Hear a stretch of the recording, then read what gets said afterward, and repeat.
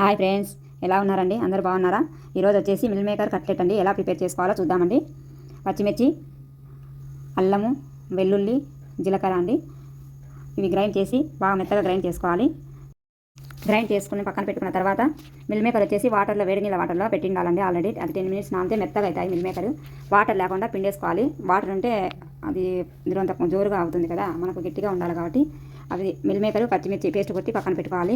ఒక కడాయి తీసుకొని ఆయిల్ వేసుకోవాలండి. ఆయిల్ వేడెక్కిన తర్వాత ఆనియన్ వేసి బాగా కలిగి తిప్పుకోవాలి. దాంతో కరివేపాకు సన్నగా తరిగి వేసుకోవాలండి.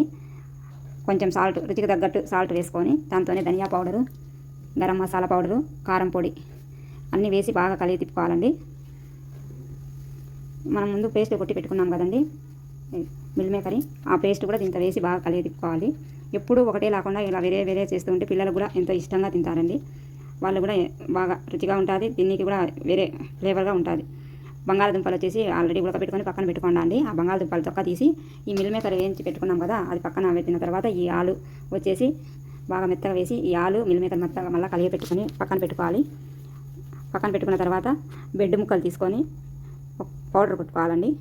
పౌడర్ అంటే మెత్తగా కాదు, కొంచెం సన్నగా ముక్కలు మాదిరి ఉండాలి. మనం కట్లెట్ అద్దాలంటే కొంచెం మెత్త పౌడర్ అయితే దరం కాదండి, పొడి పొడిగా ఉండాలి కదా. ఈ మాత్రం ఉంటే చాలండి, చాలా మెత్తగా లేదు చూడండి. ఇది వచ్చేసి కార్న్ఫ్లవర్ అండి. 2 స్పూన్లు కార్న్ఫ్లవర్ వాటర్ పోసి కలిగి పెట్టుకొని పక్కన పెట్టుకోవాలండి. మనం ముందు చేసి పెట్టుకున్నాం కదా మిల్ మేకర్ పేస్ట్, అది రౌండ్ బిల్లలు తిన్న చేసుకోవాలంటే మన ఇష్టం, ఏ షేపులైనా చేసుకోవచ్చు. నేనైతే రౌండ్ బిల్లలతో చేసామండి. చూడండి, రౌండ్ బిల్లలు చేసి ఒక కడాయి పెట్టుకొని ఆయిల్ వేయాలండి. వేడెక్కాలి కదా ఆయిల్, అంతలోకి ఇవి మిల్ మేకర్ వచ్చేసి బిల్లలు చేసి పెట్టుకోండి. ఈ మిల్ మేకర్ వచ్చేసి కార్న్ఫ్లవర్లు అద్దేసాలండి. అద్ది లైట్గా పైన అద్దాలండి. అద్ది ఆ బెడ్ పౌడర్లు అద్ది చిన్నగా అద్దాలండి. ఎక్కువ గట్టిగా ప్రెస్ చేసినామంటే అంత తునకలుగా అయిపోతుంది. చూడండి, ఆయిల్లో వదలాలండి. ఎక్కువ ఆయిల్ వద్దు అనుకున్న వాళ్ళకు కొంచెం ఆయిల్ వేసి దోశ పెన్నం ఉంటుంది కదండి, ఆ పెన్నం మీద వేయించి చేసుకోవచ్చండి. ఇట్లా ఆయిల్ వద్దు, మనకు ఆయిల్ పడదు ఎక్కువ అనుకున్న ఆయిల్ ఫుడ్ తినని ఉంటారు కదండి చాలామంది, వాళ్ళకి వచ్చేసి ఒక రకంగా కూడా చేసుకోవచ్చండి.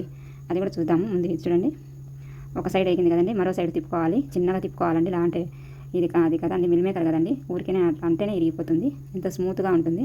ఇది ఒక దోశ పెన్నం కడాయి తీసుకున్నా చూడండి. పెన్నం మీద వచ్చేసి ఇట్లా కొంచెమే ఆయిల్ దండిగా అవసరం లేదు.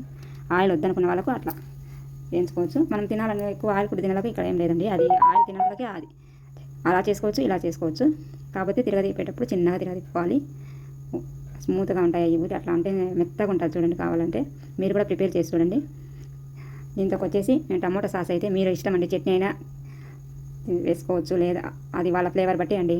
ఇక్కడ అయితే టమోటా సాస్తో ఎంతో టేస్టీగా ఉండే meal maker cutlet tomato sauce అండి. మీరు ప్రిపేర్ చేసి చూడండి, ఎలా ఉందో చెప్పండి. Okay friends, bye. మళ్ళీ వీడియోలో కలుద్దాం.